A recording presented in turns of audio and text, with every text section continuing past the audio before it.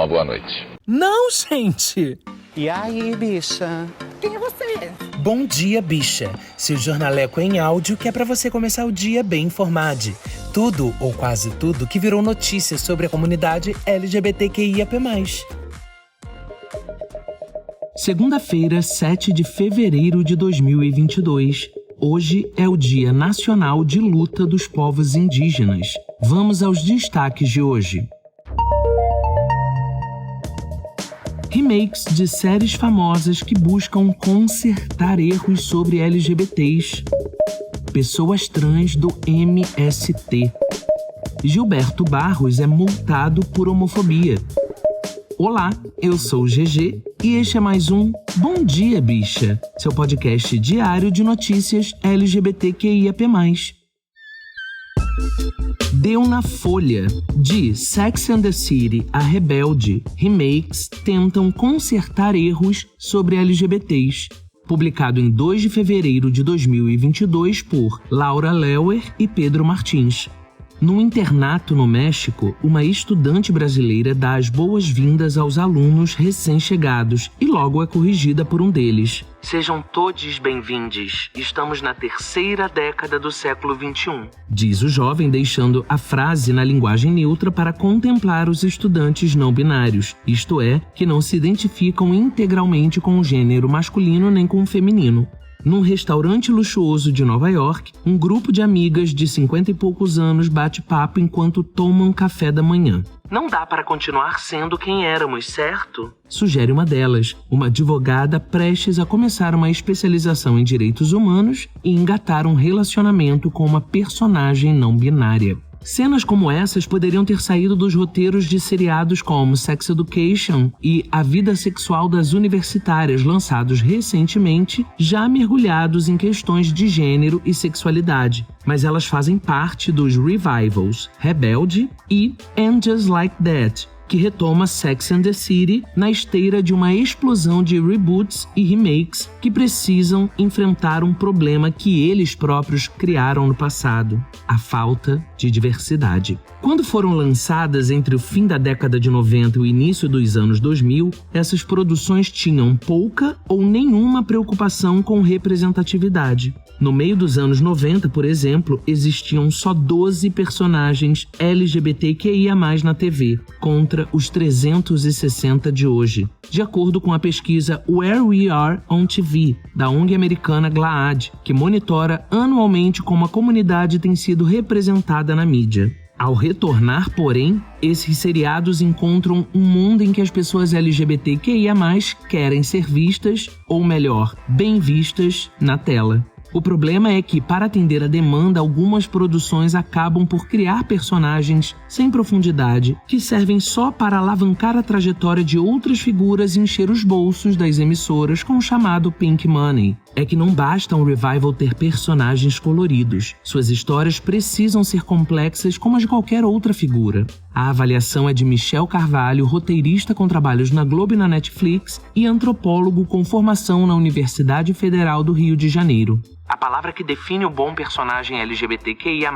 é subjetividade. Todo personagem precisa ter um interesse e uma agenda com questões próprias, mas muitas vezes personagens diversos são planificados, ou seja, a subjetividade deles é regida apenas por um aspecto: o fato dele ser trans, ou negro, ou gay.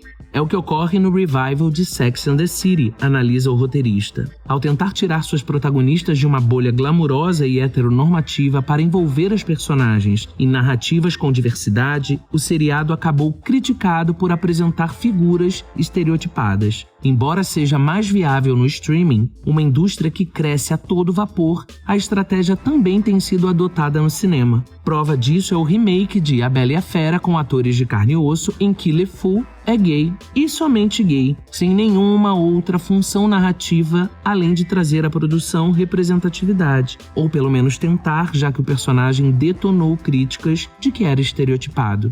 Raina Dillwater, pesquisadora do GLAAD, concorda que uma representação efetiva precisa ser mais densa. Ela sugere perguntas que devem ser feitas para analisar a qualidade de um personagem LGBTQIA+.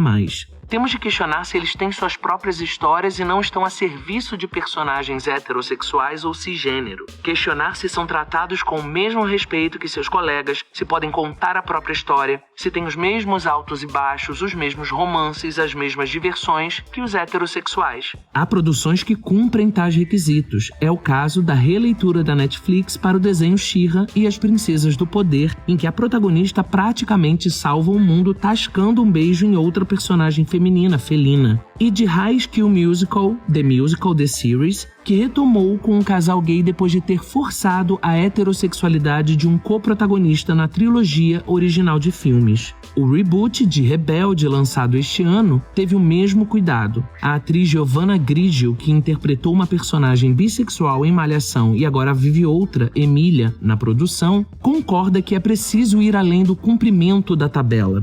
Amo na história da Emília que sua sexualidade é apenas um detalhe. Ela é uma menina cheia de conflitos, vivendo com intensidade a adolescência, lidando com pressões, encontrando o amor, se questionando enquanto pessoa, diz. Mas ainda há um longo caminho para que essas histórias cheguem à altura das que, por décadas, têm sido contadas sobre pessoas heterossexuais. Segundo The Water, a pesquisadora do GLAAD, é preciso adicionar mais diversidade à diversidade. A TV precisa contar mais histórias de pessoas queer, negras, indígenas, assexuais, intersexuais, não binárias, de corpos diversos, dos que vivem com HIV, histórias significativas com personagens tridimensionais e com pessoas LGBTQIA+, não só na frente, mas atrás das câmeras.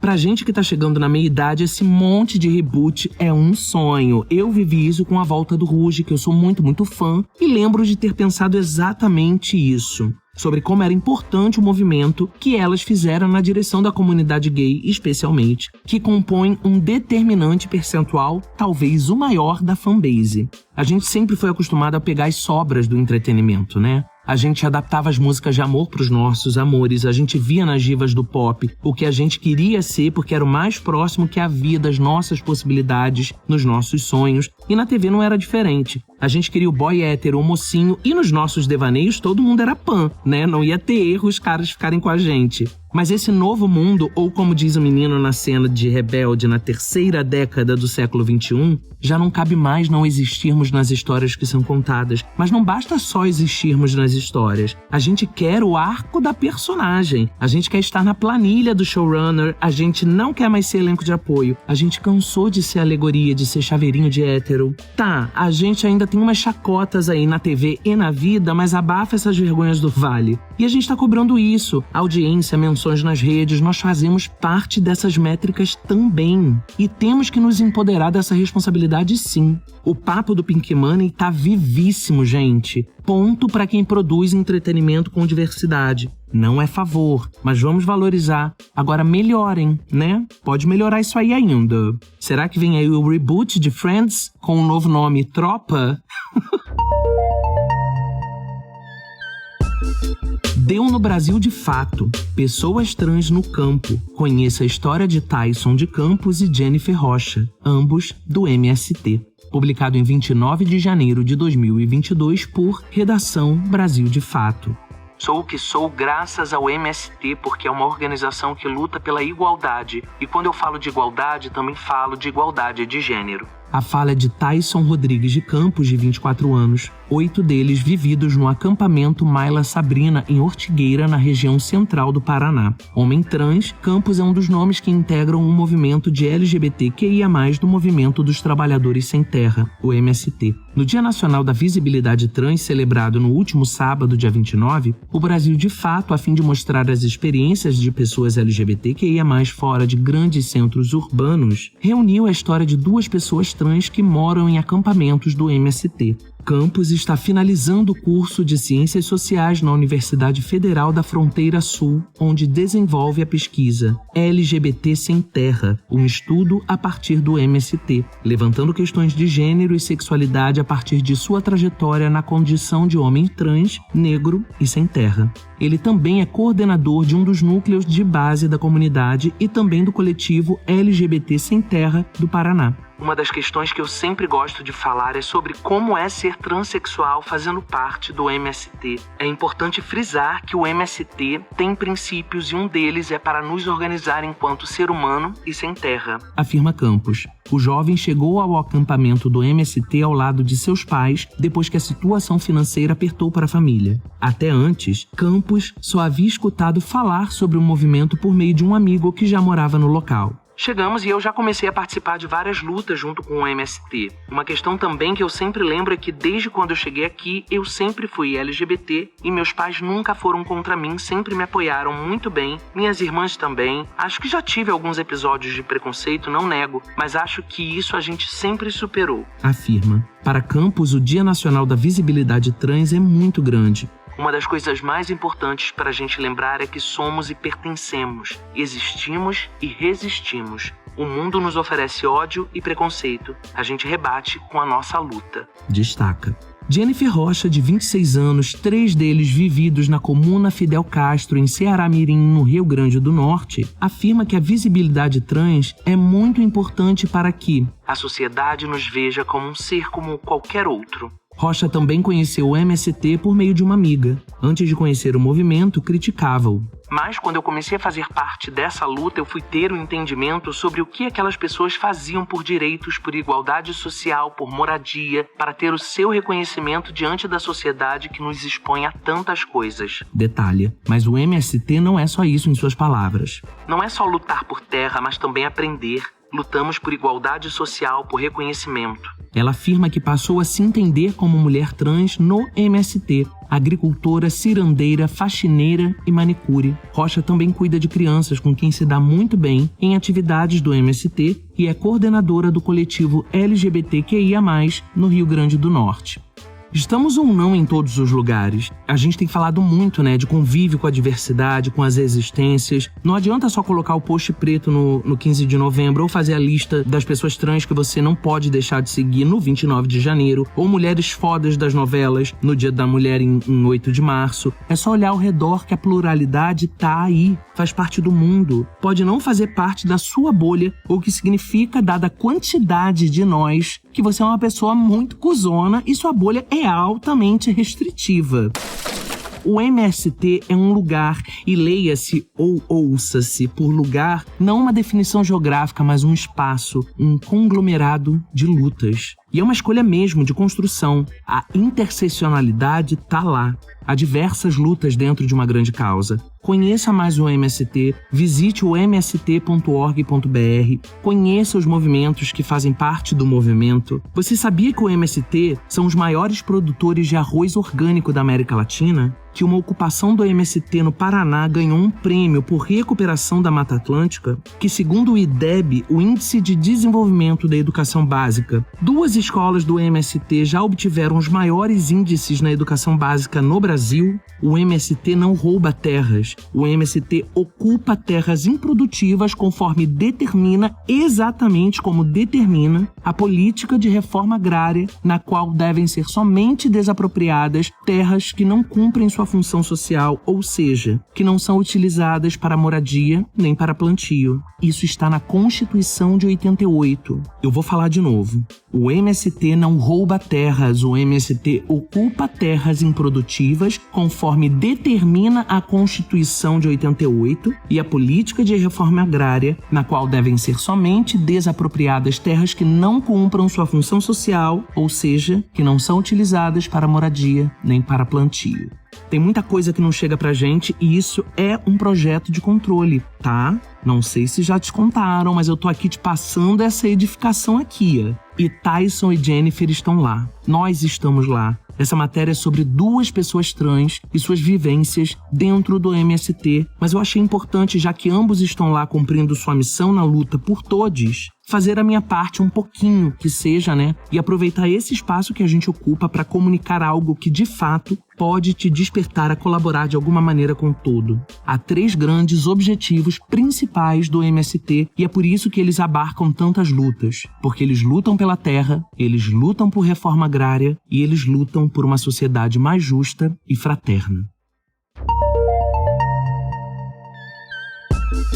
deu na revista Fórum.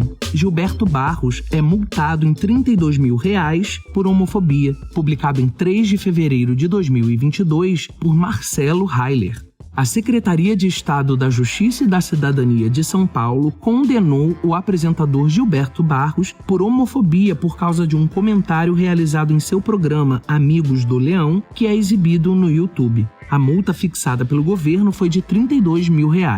Durante um episódio sobre os 70 anos da TV brasileira, Gilberto Barros, que é conhecido como Leão, lembrou da época em que trabalhava na Rádio Globo nos anos 80. Barros declarou que na época tinha que presenciar beijo de língua de 2 bigodes. Isso porque havia uma boate LGBT em frente à rádio. Não tenho nada contra, mas eu também vomito. Eu sou gente, ainda mais vindo do interior. Hoje em dia, se quiser fazer na minha frente, faz. Apanha os dois, mas faz. Declarou Gilberto Barros. A condenação foi aplicada pela Comissão Especial de Discriminação Homofóbica, subordinada à Secretaria de Estado da Justiça e da Cidadania. A ação foi movida pelo jornalista e militante LGBT William de Luca. Na decisão que fundamentou a pena proferida em 28 de janeiro, a comissão declarou que os comentários proferidos pelo denunciado, inclusive num tom pejorativo e de aversão, foram preconceituosos e ofensivos, atentando à honra e dignidade da pessoa humana. A comissão também afirmou que o apresentador, ao declarar que agrediria 2 homens se estivessem se beijando, estava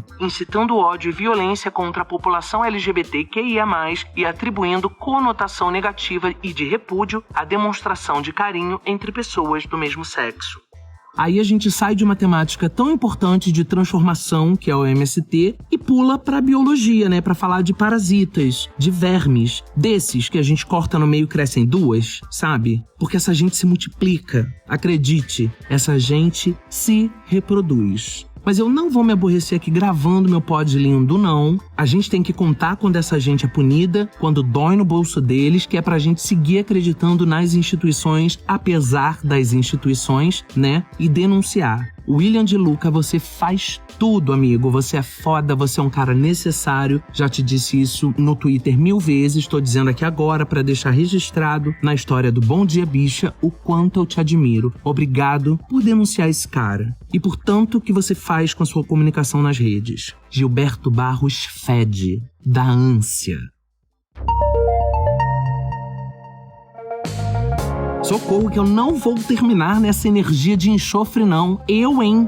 Ai, chegamos ao final de mais um Bom Dia Bicha. E hoje, Dia Nacional de Luta dos Povos Indígenas. E nós estamos lá também. Para além da busca que eu sei que você vai fazer pela pauta indígena, que eu sei porque você é interessado, você ouve o Bom Dia, o Que o Bicha, um monte de outros pódios militudos que eu sei.